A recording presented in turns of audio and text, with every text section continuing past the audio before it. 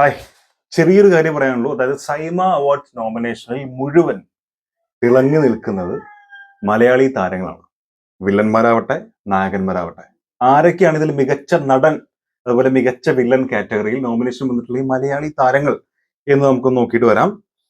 ആദ്യം ആരെ പറയണം?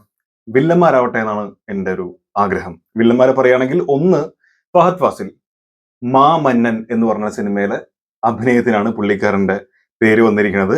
രണ്ട് വിനായകൻ, ജയിലർ എന്ന് പറഞ്ഞ സിനിമയിലെ വില്ലൻ ക്യാരക്ടർ. ഇതിൽ ആരായിരിക്കും മികച്ച വില്ലൻ? മാമനിലെ പ്രകടനമാണ് ഫഹദിന് നോമിനേഷൻ നേടിക്കൊടുത്തതെങ്കിൽ വിനായകൻ നോമിനേഷൻ വന്ന് രജനീകാന്ത് ചിത്രം ജയിലർ വഴിയാണ്. ഇത് കൂടാതെയുള്ള നോമിനേഷനുകൾ അർജുൻ ഉണ്ട്, മിസ്കിൻ ഉണ്ട്, അർജുൻ ലിയോ, മിസ്കിൻ, മഹാവീരൻ, പിന്നെ സുനിൽ സുഗത, പോർത്തൊഴി. ഈ സുനിൽ സുഗതന്റെ ക്യാരക്ടറൊക്കെ അൺഎക്സ്പെക്ടഡ് ക്യാരക്ടർ ആയിരുന്നു. ഞാൻ സിനിമ കണ്ടാണ്, നല്ല ക്യാരക്ടർ ആയിരുന്നു.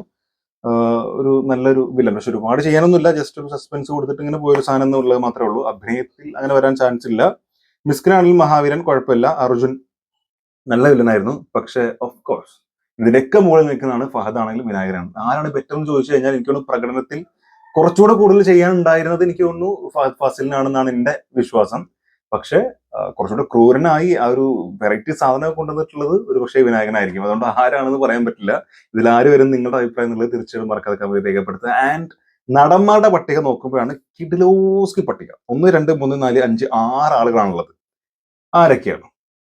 First one, Joju George. ഇരട്ട എന്ന് പറയുന്ന സിനിമയ്ക്കാണ് ജോജു ജോർജ് വന്നിട്ടുള്ളത്. മികച്ച നടൻ പട്ടികയിലാണ്. 2, ടൊവിനോ തോമസ്, 2018 എന്ന് പറഞ്ഞിട്ടുള്ള നമ്മുടെ പ്രളയം ആസ്പദമാക്കി വന്നിട്ടുള്ള സിനിമ. അടുത്തത് സുരേഷ് ഗോപി, ഗരുഡൻ എന്ന് പറഞ്ഞ സിനിമയ്ക്കാണ്. ബേസിൽ ജോസഫ്, 2 സിനിമകളുണ്ട്. 1 ഫാലിമി, 2 കഠിന കഠോരമി അണ്ടകടാഹം. പിന്നെ മോഹൻലാൽ, നേര് എന്ന് പറഞ്ഞുള്ള സിനിമ കേട്ടോ. അടുത്തത് മമ്മൂട്ടി, നൻപകൽ നേരത്ത് മയക്കം.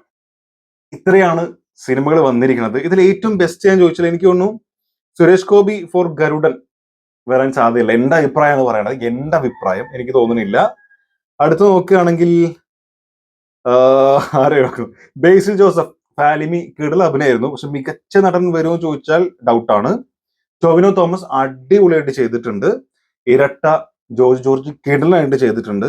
നേര് ലാലേട്ടൻ കുഴപ്പമില്ല ചെയ്തിട്ടുണ്ട്. ഇത് അടിപൊളിയായിട്ട് തന്നെ ചെയ്തിട്ടുണ്ട്. പക്ഷെ എനിക്ക് തോന്നുന്നു ഈ ലിസ്റ്റിൽ വെച്ച് നോക്കുമ്പോൾ കുറച്ചുകൂടെ എനിക്ക് തോന്നുന്നത് നൻപകൽ നേരത്ത് മയക്കം, ഇരട്ട, ഇതായിരിക്കും ഭയങ്കരമായിട്ട് വരാനുള്ള സാധ്യത. നേരിൽ ലാലേട്ടന്റെ ഒരു മികച്ച ക്യാരക്ടർ തന്നെ ആയിരുന്നു. പക്ഷെ എനിക്ക് തോന്നുന്നു മൊത്തത്തിൽ കേട്ടോ കമ്പയർ ചെയ്യുമ്പോൾ ഇനിയിപ്പോ എപ്പോഴും നമ്മൾ ഈ ലാലേട്ടനെയും മമ്മൂക്കേനും തുടരേണ്ട പേടിയാണ്. കാരണം മമ്മൂക്കേനെ നല്ലത് പറഞ്ഞാൽ പറയും നീ മമ്മൂട്ടി ഫാൻ ആണല്ലേ, ലാലേട്ടൻ നല്ലത് പറഞ്ഞാൽ പറയും നീ ലാലേട്ടൻ ഫാൻ ആണല്ലേ. ഞാൻ പലപ്പോഴും പറഞ്ഞിട്ട് ഞാനൊരു പൃഥ്വിരാജ് ഫാനാണ്. ഒരു ആക്ടർ എന്നല്ല, നായകൻ അല്ലെ ഹീറോ എന്നുള്ള രീതിയിൽ നോക്കുകയാണെങ്കിൽ ഞാൻ പൃഥ്വിരാജ് ഫാനാണ്. നല്ല നടൻ ചോദിച്ചാൽ എനിക്ക് ഇഷ്ടം, എപ്പോഴും ഇഷ്ടം നമ്മുടെ അഭിനയ കലയുടെ പെരുന്തച്ഛൻ നമ്മുടെ തിലകൻ ചേട്ടനെയാണ്. എനിക്ക് തിലകൻ ചേട്ടനെയാണ് ഭയങ്കര ഇഷ്ടം. പിന്നെ മുരളി ചേട്ടനെയാണ് ഭയങ്കര ഇഷ്ടം. സോ അങ്ങനെ നോക്കുമ്പോൾ എനിക്ക് മമ്മൂക്കയും ലാലേട്ടനും അല്ല, രണ്ടുപേരെയും കമ്പയർ ചെയ്ത് ഒരിക്കലും ഞാൻ പറയാൻ ആഗ്രഹിക്കാറുമില്ല. രണ്ടുപേരുടെയും പോസിറ്റീവ്സും നെഗറ്റീവ്സും പറയുന്ന ആളാണ്. സോ ആ രീതിയിൽ എടുക്കും എന്ന് വിചാരിക്കുന്നു. എന്തായാലും എനിക്ക് തോന്നുന്നു മമ്മൂക്ക അല്ലെങ്കിൽ ഇരട്ട ജോജു ജോർജ്. അത് എന്റെ അഭിപ്രായം പറഞ്ഞതേ ഉള്ളൂ. നിങ്ങളുടെ അഭിപ്രായ പ്രകാരം ഏറ്റവും മികച്ച നടൻ ഈ പറഞ്ഞ ലിസ്റ്റിൽ ആരായിരിക്കും? ടൊവിനോ ആണോ, ജോജു ജോർജ് ആണോ, മമ്മൂക്കയാണോ, ലാലേട്ടനാണോ, സുരേഷ് ഗോപിയാണോ, അതോ നമ്മുടെ ഫാലിമി അല്ലെങ്കിൽ അണ്ടകടാഹത്തിനൊക്കെ വേണ്ടിയിട്ട് നമ്മുടെ ബേസിൽ അടിക്കോ എന്നുള്ളത് മറക്കാതെ കമന്റ് രേഖപ്പെടുത്താൻ ശ്രമിക്കുക. Thank you so much for watching.